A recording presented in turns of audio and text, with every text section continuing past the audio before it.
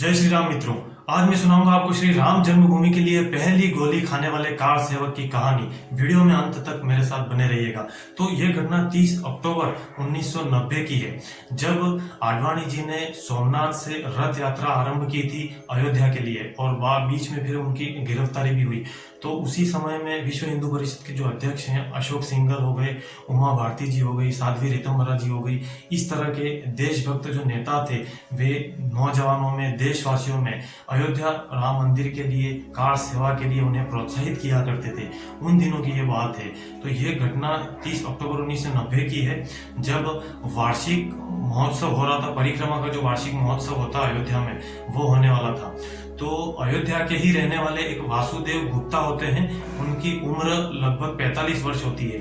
उनकी एक चाय और मिठाई की वहां पर दुकान होती है। तो ये कार सेवा में भी वहां पर जाया करते थे।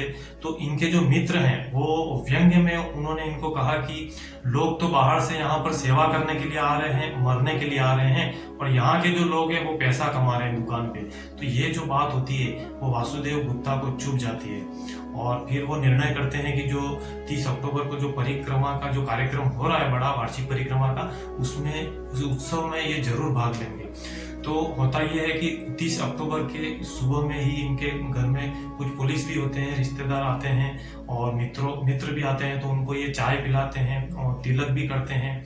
और उनकी 7 साल की छोटी बेटी होती है, तो उसको नाश्ता बनाकर खिलाते हैं, चाय पिलाते हैं। उसके बाद में ये निकल जाते हैं श्री राम जन्मभूमि की ओर।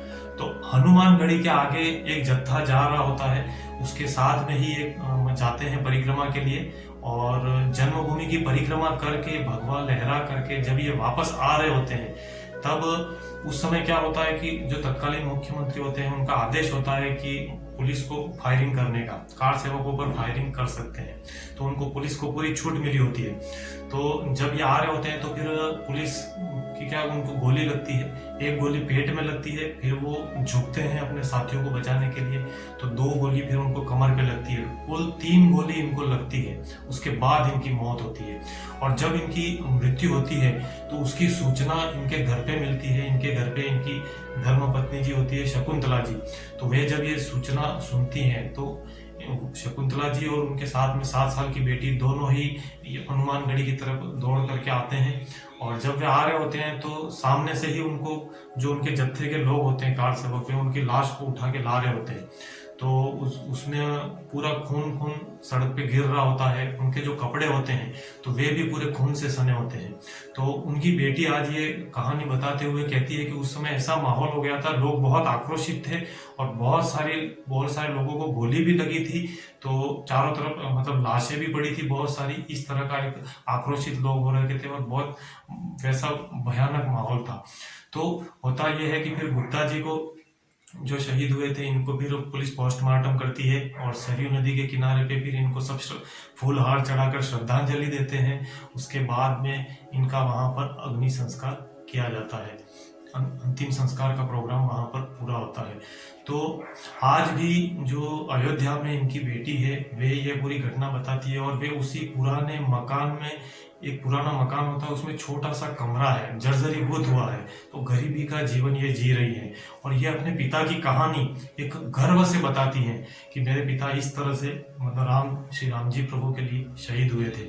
और आश्चर्य की बात ये भी है कि ये घटना होने के बाद भी उनकी जो धर्मपत्नी होती है शकुंतला जी, वो बहुत सारे आंदोलनों में भाग लेती है कार सेवकों के साथ में। और 6 दिसंबर 1992 को जब मस्जिद को ढहाया गया था, तो उस समय का भी मतलब वो वहीं पर उपस्थित थी, वहीं पर जहां पर मस्जिद ढही थी, वहां पर कार सेवकों के साथ में।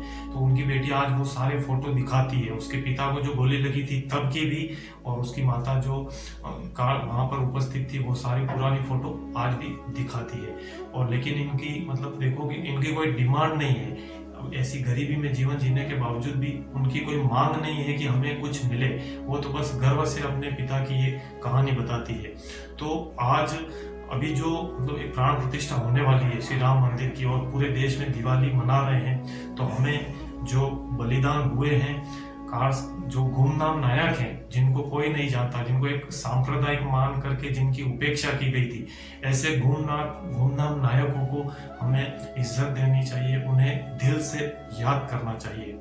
तो मेरे मित्रों, ये वीडियो आपको कैसा लगा मुझे कमेंट बॉक्स में जरूर बताइएगा, और इस वीडियो को लाइक कीजिए, चैनल को सब्सक्राइब कीजिए तथा अपने मित्रों को, पड़ोसियों को, रिश्तेदारों को व्हाट्सएप और फेसबुक के सारे ग्रुपों में इस वीडियो को अभी तुरंत शेयर जरूर कीजिए, क्योंकि अच्छी चीजें शेयर करने से हमारी भी इज्जत बढ़ती है।